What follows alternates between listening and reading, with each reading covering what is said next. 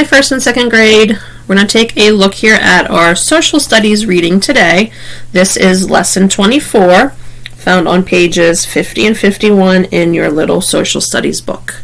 And today we're going to be reading about the responsibilities of a citizen. Right, when we look here at the bottom of page 50, we see a stop sign, right? We see a car there. So as we read this first page here together, I want you to think about what responsibility a citizen has. Remember, we said a citizen is a person who lives and works in a community. Okay? So citizens have a responsibility to obey laws. A responsibility is something you should do. So we know citizens, right, they have to or they should obey the laws, follow the laws. When citizens obey laws, they keep the place they live safe. They help keep order in their community, state, and country. Citizens have other responsibilities too.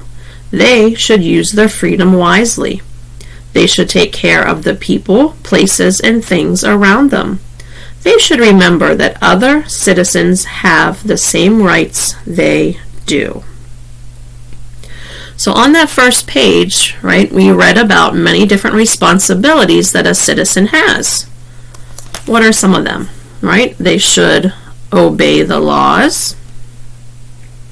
They should use their freedom wisely.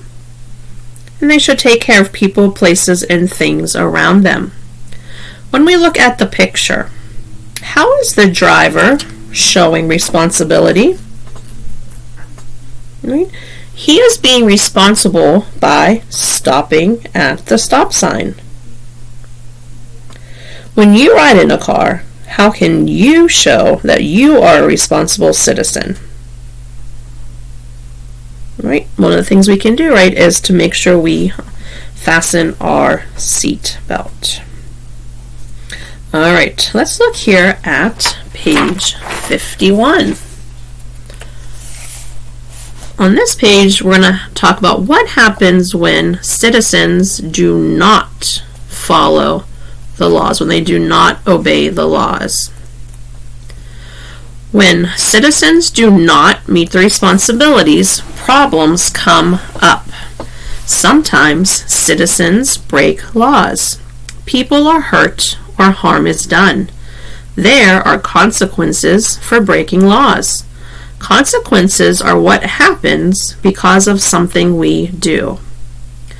Often people who break laws have to go to court. Local, state, and national governments have courts. Judges in courts use laws to settle problems. They decide consequences for breaking laws. They decide what is just and right.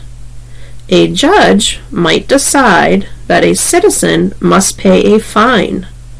Sometimes a judge decides that a citizen must go to jail.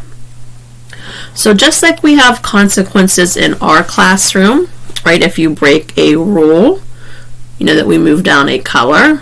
In society, right, if you break a law, there's also a consequence, right? Sometimes you might have to pay a fine, which means you have to pay money, or sometimes you might even have to go to jail. So what happens when a citizen does not keep his responsibilities? Right, we know there are consequences. It means something happens. What happens at home if you break a rule at home? All right, and this might be, again, a little bit different for everybody, but usually there is a consequence, right? Something happens when you choose not to follow a rule. And we know what happens at school, right? In our classroom, if a rule is broken, you get a color change. That's the same for everybody, right?